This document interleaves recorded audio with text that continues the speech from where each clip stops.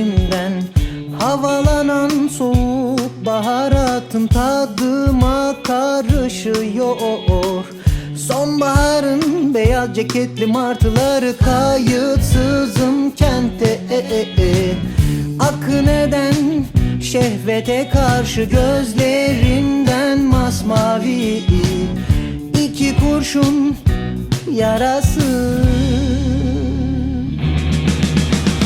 Vahşi hayvanların parçaladığı yüzümle yatıyorum. Çocuktum, okuldan kaçtım, kara tahtada unuttum. Vahşi hayvanların parçaladığı yüzümle yatıyorum. Çocuktum, okuldan kaçtım, kara tahtada unuttum coğrafyamı.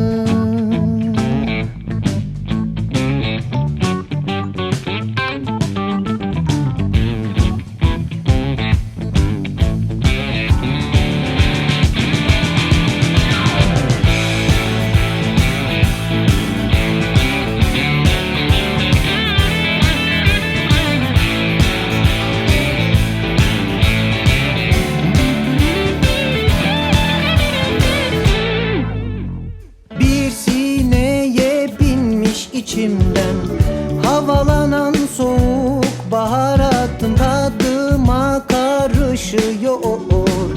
Sonbaharın beyaz ceketli martıları, kayıtsızım kente. Akın eden şehvete karşı gözlerinden masmavi iki kurşun yarası.